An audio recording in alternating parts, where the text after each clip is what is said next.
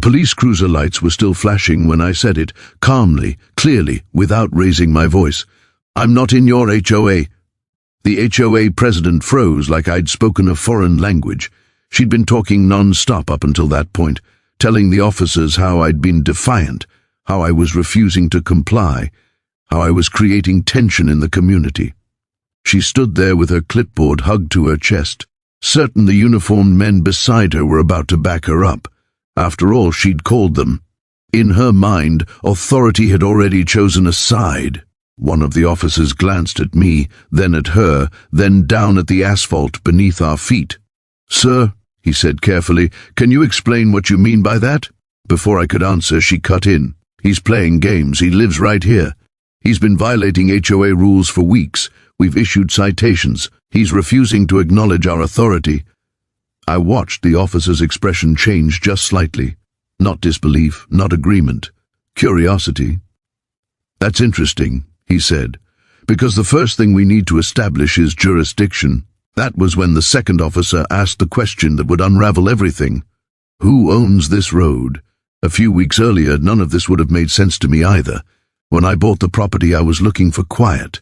I wanted space, privacy, in a place where no one would tell me how high my grass could grow or what color my mailbox had to be.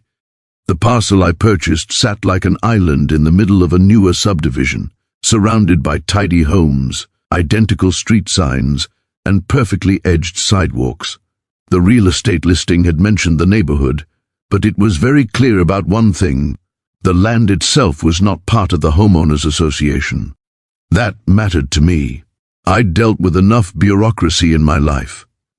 I wasn't interested in monthly dues or committees deciding what I could do on my own land. The property itself had been there long before the subdivision. Old trees, uneven ground, a narrow road that cut through the middle of what later became a planned community. It felt solid, established, untouchable. At least, that's what I thought. The first letter arrived less than a month after I moved in. It was friendly on the surface. "Welcome to the neighborhood," it read. We noticed a few minor compliance issues we'd like to address. It listed things that didn't apply to me: approved exterior lighting, parking restrictions, landscaping guidelines. I assumed it was a mistake. Someone new at the HOA office, maybe. I ignored it. The second letter wasn't friendly. It referenced the first letter as a warning and included a fine. A small one, but still a fine. It stated that continued non-compliance could result in additional penalties, liens, or legal action. That was when I called the number at the bottom of the page. The woman who answered introduced herself as the HOA president. Her tone was polite but firm, the way someone sounds when they believe they're explaining something obvious to a child. I told her there had been a mistake. I wasn't part of the HOA. She paused, then laughed softly. "Everyone here is part of the HOA," she said. "That's how the community works." "I'm not," I replied. "My property isn't included." Another pause. This one longer, colder. "That's not what our records show." I told her I'd be happy to send over my deed. She said that wouldn't be necessary. She assured me they'd handle it. That phrase came back to me later, standing on that road with 2 police officers and a very confident HOA president. After the phone call, the letters didn't stop. They multiplied. New violations appeared. Some of them were laughable.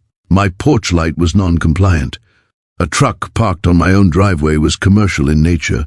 A patch of wildflowers was labeled neglected landscaping. Each letter carried a higher fine. Each one assumed compliance was inevitable. Then came the inspector. I noticed him because he didn't knock. He walked onto my property with a camera, snapping photos, jotting notes. When I asked who he was, he said he was authorized by the HOA. I told him he was trespassing. He told me he had every right to be there. That was the moment something shifted. This wasn't a misunderstanding. This was entitlement. I asked him to leave. He refused. I documented everything: photos, timestamps, names. I didn't raise my voice. I didn't threaten. I simply told him I'd be contacting the authorities if he didn't step off my land. He left, muttering about escalation. The escalation came fast. Certified letters, warnings about liens, language designed to intimidate. They talked about community standards and enforcement mechanisms. They talked as if ownership were irrelevant, as if proximity alone gave them power. I tried one last time to resolve it directly. I asked for a meeting. She arrived with a smile that didn't reach her eyes, clipboard in hand, standing right where my driveway met the road. She spoke as if she were doing me a favor, offering a path forward. All I had to do, she said, was comply. Pay the fines, follow the rules, be a good neighbor. I'm not in your HOA, I said again. That's when her smile disappeared. She told me I was being difficult. She told me refusal wouldn't end well.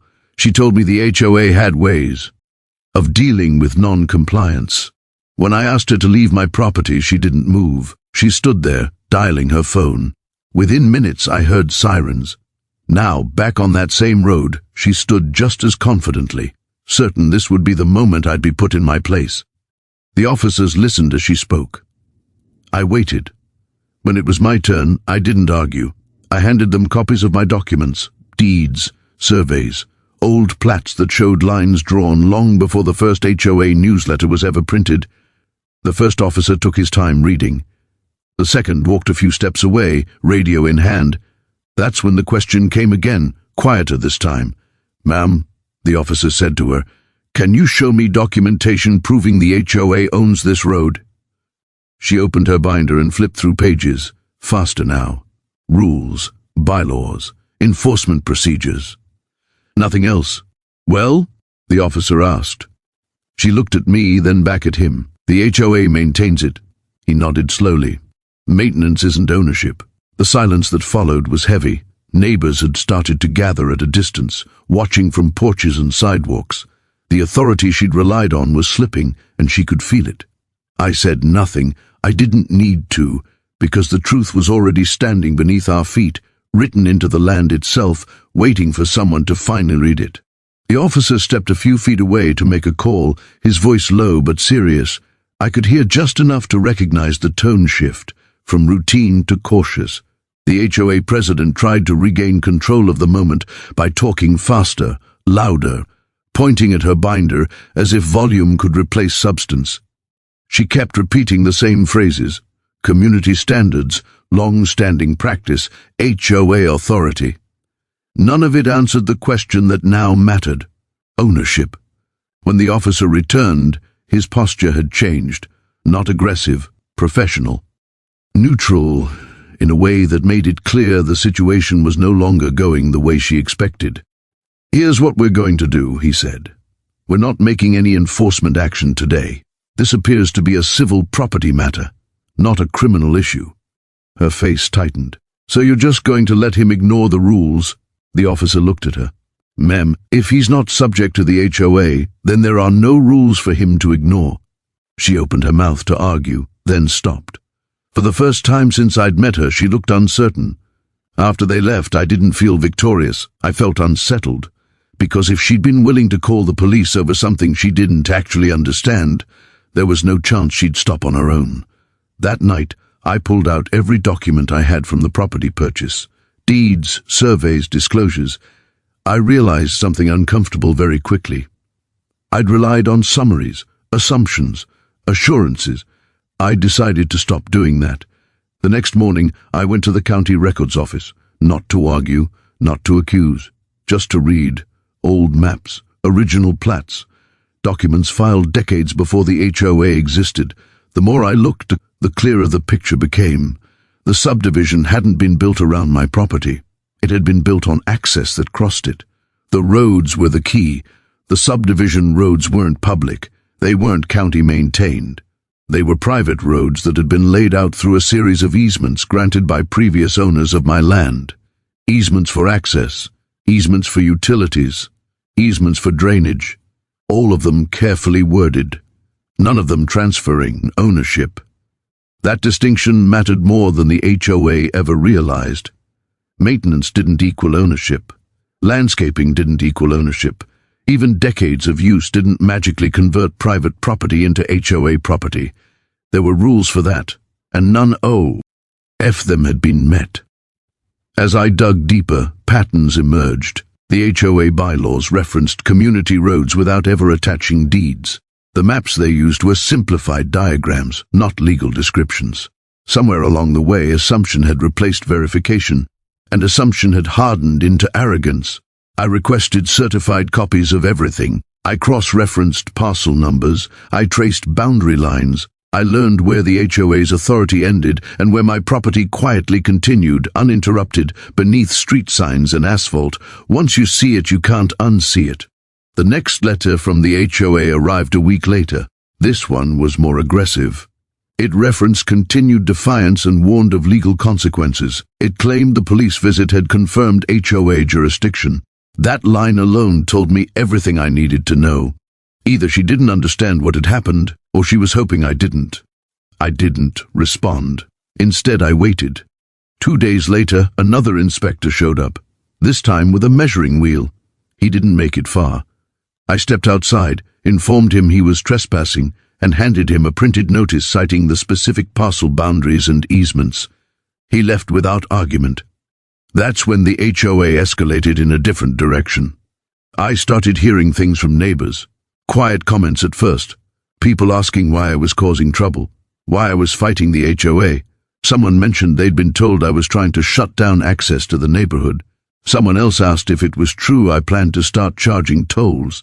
None of that was true, but none of it was accidental either.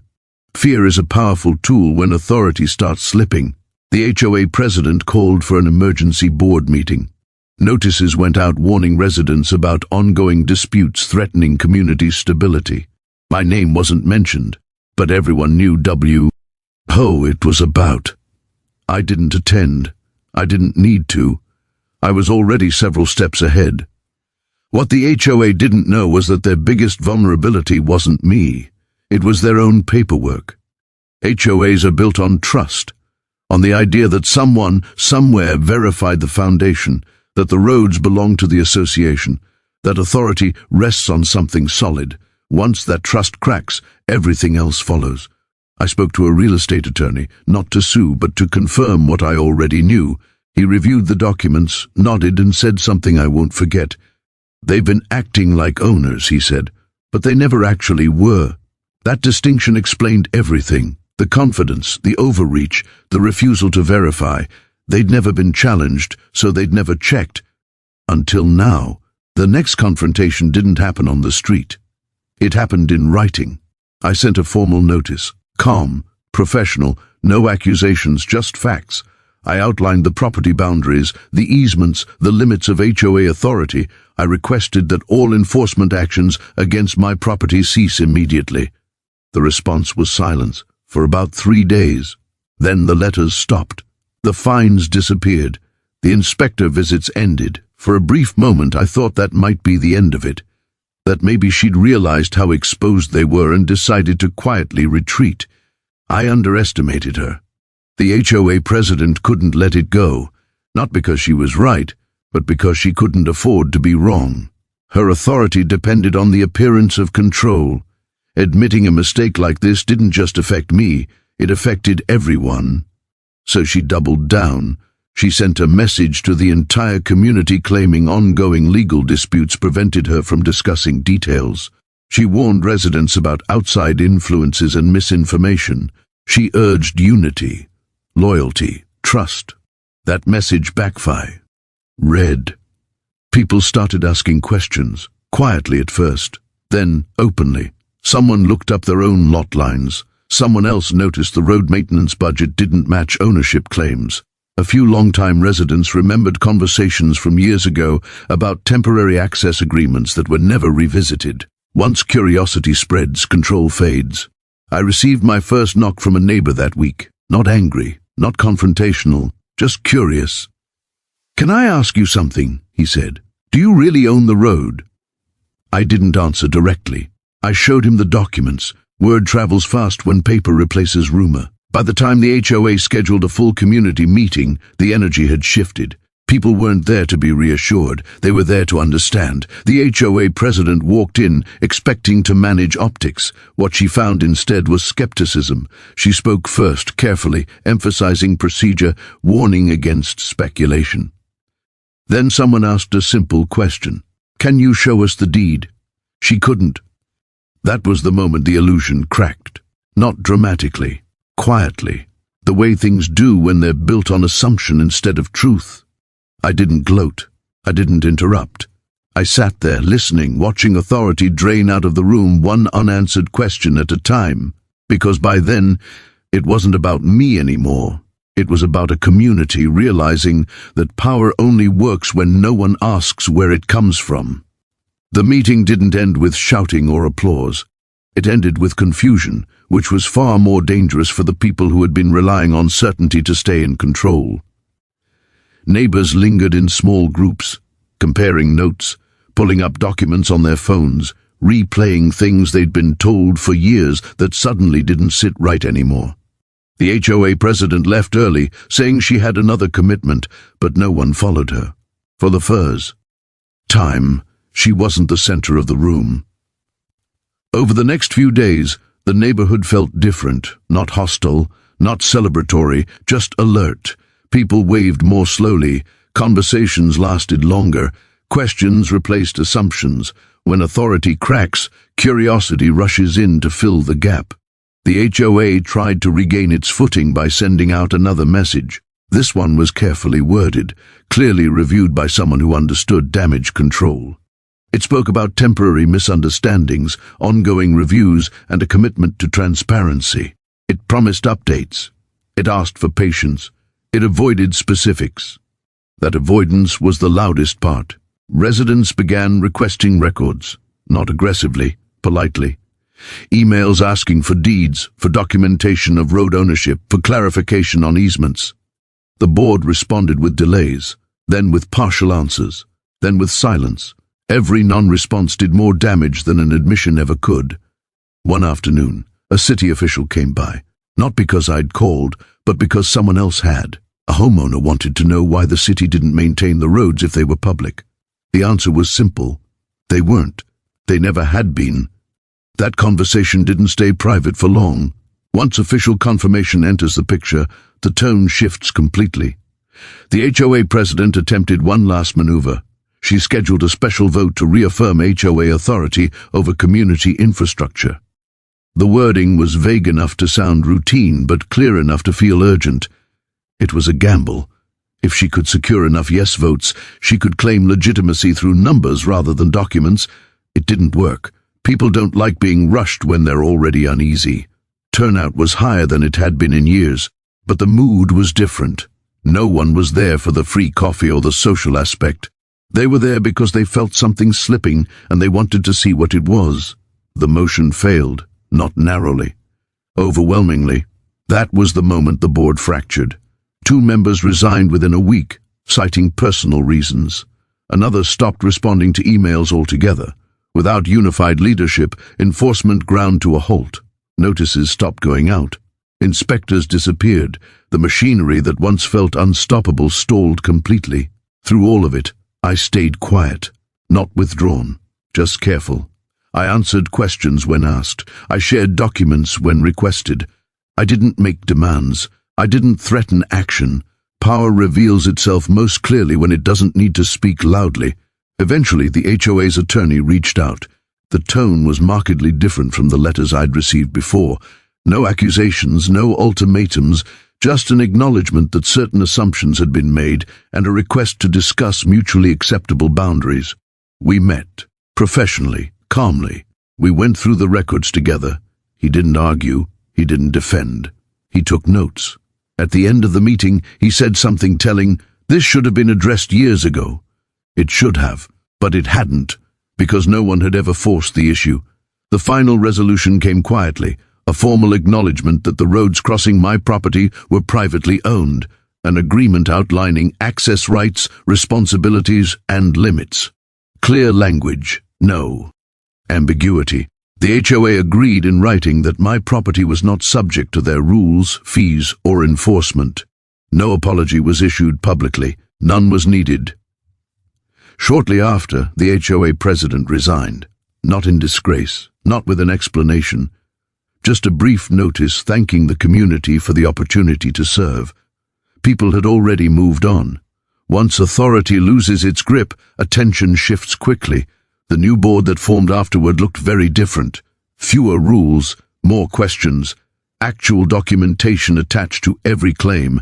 They reached out to me, not as an adversary but as a neighbor, to coordinate maintenance schedules and access times.